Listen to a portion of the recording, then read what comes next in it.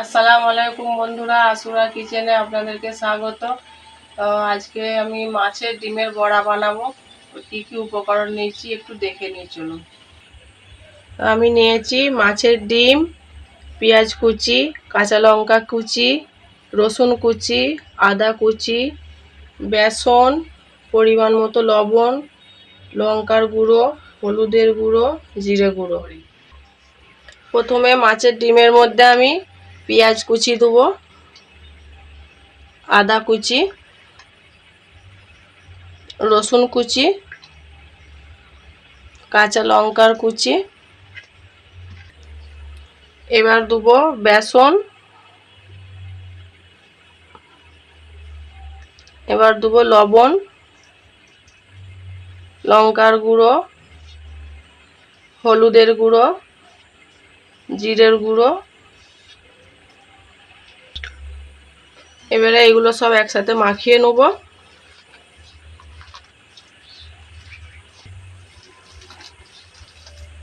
আমার এটা মাখানো হয়ে গেছে। এবারে কড়াতে একটা প্যান বসিয়ে গরম তেল করে নেব। এবার গ্যাসেতে একটা কড়া বসিয়ে তেলটা গরম করে নেব। এবার কড়াই তেল দিয়ে দেবো। এবার বড়াটা ভেজে নেব কড়াই দিয়ে।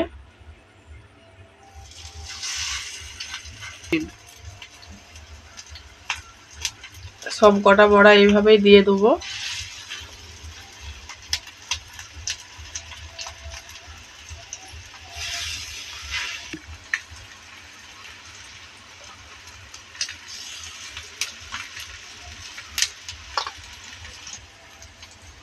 এবারে এই পিঠটা উল্টে দেবো।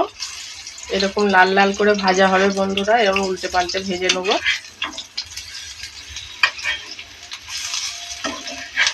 সব কটা বড়া উল্টে দিয়েছি। বন্ধুরা বড়াগুলো ভাজা হয়ে গেছে। এই যে দেখুন লাল করে ভেজেছি। এরকম হালকা আঁচে লাল লাল করে ভেজে নিতে হবে। এবার তুলে নেবো সব।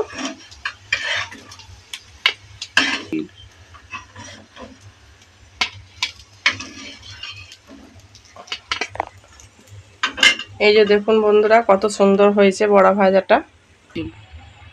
এই যে দেখুন বন্ধুরা বড়া ভাজা হয়ে গেছে। বড়াগুলো কত সুন্দর লাল লাল হয়েছে, এই যে দেখুন। তো বন্ধুরা আমার রেসিপি যদি আপনাদের ভালো লাগে একটা লাইক করবেন।